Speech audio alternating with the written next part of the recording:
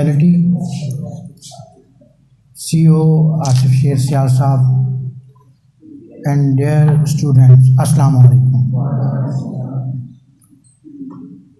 میں اپنے ٹاپک پر آنے سے پہلے یہ چاہوں گا کہ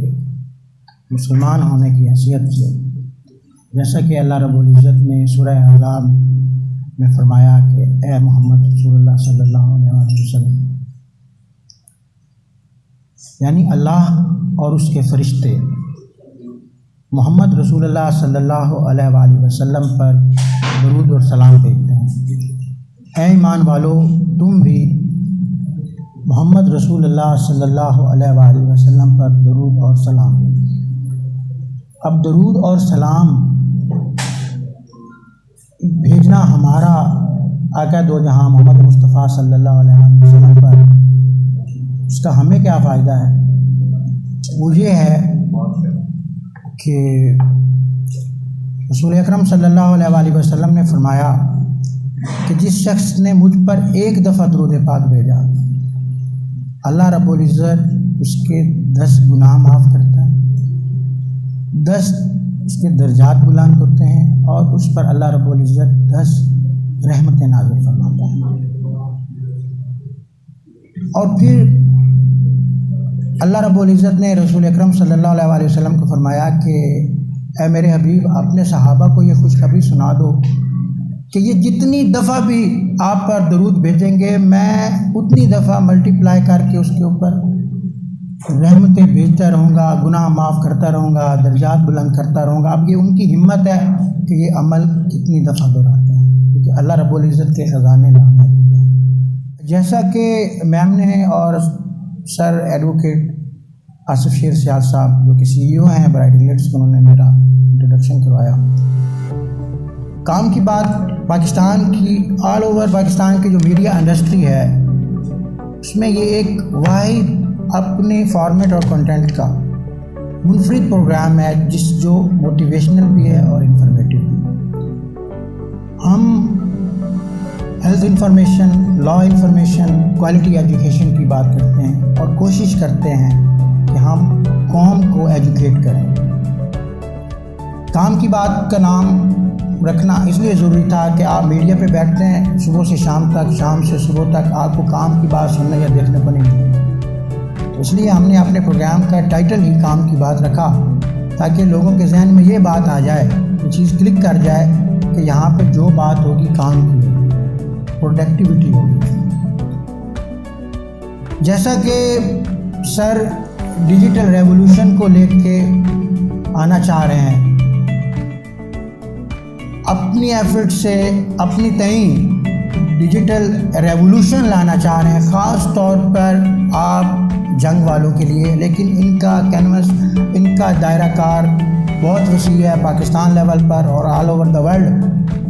یہ ریولوشن لانا چاہ رہے ہیں, لیکن خاص طور پر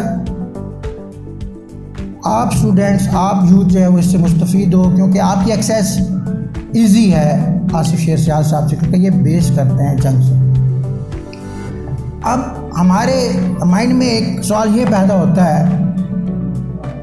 کہ یار ریولوشن ہے کیا؟ پہلے تو ہمیں ریولوشن کے بارے میں جاننا ضروری ہے کہ ریولوشن کی امپارٹنس کیا ہے. تو ڈاکٹر علامہ اقبال نے کہا کہ نشان یہی ہے زمانے میں زندہ قوموں کا, صبح و شام بدلتی ہیں ان کی تقدیریں. جب کوئی قوم کوئی ایسا عمل کرے جس سے اس کی تقدیر بدل جائے, کوئی فرد واحد ایسا کام کرے, سائنسسٹ ہیں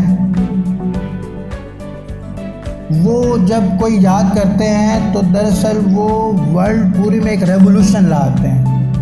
جس نے بجلی ایجاد کی اس نے بھی ریولوشن لایا, جس نے بلب ایجاد کیا وہ الگ بات ہے کہ ہسٹری میں آتا ہے کہ انہوں نے 9,999 ایکسپیریمنٹ بھی کیے تھے, اور کوئی کہتا ہے کہ 99,999 ایکسپیریمنٹ بھی کیے تھے, تب جا کے تھامس ایڈیسن نے بلب ایجاد کیا تھا. تو اس کے لیے محنت بھی کرنی پڑتی ہے اور سیکوینس کے ساتھ آپ کو اس جدوجہد میں رہنا پڑتا ہے۔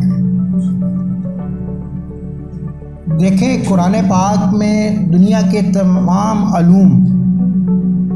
جو ریسرچ کر کے چیزیں اخذ کی گئی ہیں وہ دراصل قرآن پاک ہے۔ پورے عالم انسان کے لیے اس سے بڑھ کے رہنمائی اور اتھینٹکسٹی آپ کو کہیں اور نہیں ملتی۔ تو اللہ رب العزت سورہ الفرقان میں فرماتے ہیں کہ اور انسان کو وہی کچھ ملتا ہے جس کی وہ صحیح کرتا ہے، یعنی کہ لگاتار کوشش کرتا ہے۔ لگاتار کوشش کرنے سے انسان کامیابیوں کی طرف آتا ہے۔ لگاتار کوشش کرنے سے انسان جو ریولوشن لانا چاہ رہا ہوتا ہے آخر وہ لا کے رہتا ہے۔ اگر آپ اپنی قوم کی بات کریں، پاکستانی قوم، ہم مسلمانوں کی برا صغیر کی بات کریں، باقی لوگوں کی آپ ہسٹری پہ جائیں، دنیا کے جتنے بھی ویل نون پرسنالٹیز ہیں، سیلیبریٹیز ہیں، انہوں نے اپنے لائف میں ریولوشن لائے ہیں، اپنے لیے کچھ کیا، ساتھ وہ ملک و قوم کے فائدے کے لیے بھی وہ کارآمد ثابت ہوئے۔ بل گیٹس کو آپ دیکھ لیں، اس کے علاوہ آپ دنیا میں جتنے بھی سائنسسٹ ہیں ان کو دیکھ لیں، ویل نون پرسنالٹیز کو دیکھ لیں، تو وہ لوگ کوئی بائی برتھ کوئی بڑی چیزیں نہیں تھے ان کی۔ آپ اس لیے کہ بات بہت لمبی ہو جائے گی، میں چاہوں گا کہ چند منٹس میں سم اپ کروں،